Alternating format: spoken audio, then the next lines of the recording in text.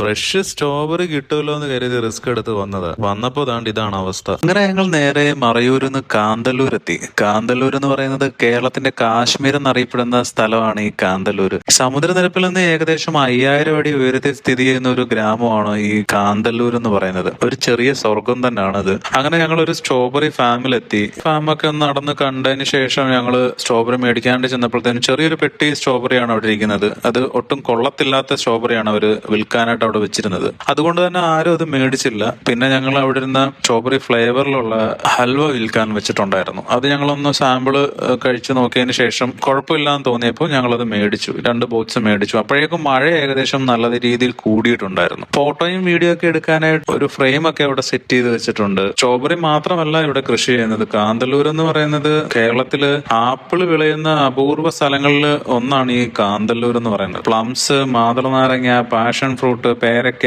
Orange അങ്ങനെ തുടങ്ങിയ ഒരുപാട് പഴങ്ങൾ ഇവിടെ കൃഷി ചെയ്യുന്നുണ്ട്. പിന്നെ അതുകൂടാതെ ക്യാരറ്റ് ഉണ്ട്, വെളുത്തുള്ളി ഉണ്ട്, ക്യാബേജ്, അങ്ങനെ പച്ചക്കറികളും ഇവിടെ കൃഷി ചെയ്യുന്നുണ്ട്. മഴ കാരണം ഞങ്ങൾക്ക് വേറെ ഫാമിലൊന്നും കയറാൻ പറ്റിയിട്ടില്ല. പിന്നെ ഞങ്ങൾ തിരിച്ചിറങ്ങുന്ന സമയത്ത് ഞങ്ങൾ അവിടുത്തെ വെളുത്തുള്ളി മേടിച്ചു. അവിടെ തണ്ട് ഉൾപ്പെടെയാണ് അവിടെ വിൽക്കാൻ വെച്ചിരുന്നത്. സാധാരണ വെളുത്തുള്ളിയുടെ കൂട്ടല്ല. ഇവിടുത്തെ ഒരു മണ്ണിന്റെ അല്ലെങ്കിൽ ഒരു കാലാവസ്ഥയുടെ പ്രത്യേകത കൊണ്ടായിരിക്കും ആ വെളുത്തുള്ളി എന്ന് പറയുന്നത്. നമ്മൾ കഴിച്ചു നോക്കിയപ്പോഴാണ് ഈ സംഭവം ഭയങ്കര എരിവായിരുന്നു. സാധാരണ വെളുത്തുള്ളിയേക്കാൾ ഇതിന് ഡബിൾ ഗുണങ്ങളെന്നാണ് പറയുന്നത്. മറയൂര്, കാന്തല്ലൂരൊക്കെ വരുമ്പോൾ തീർച്ചയായിട്ടും വെളുത്തുള്ളി മേടിക്കാൻ മറക്കരുത്. അങ്ങനെ ഞങ്ങൾ കാന്തല്ലൂരിനോട് വിട വാങ്ങി. ഇതുപോലുള്ള യാത്രകൾ കാണാനായിട്ട് തീർച്ചയായിട്ടും നമ്മളെ പേജ് ഒന്ന് ഫോളോ ചെയ്ത് വെച്ചേക്കുക. അപ്പോൾ ഓക്കെ, ബൈ.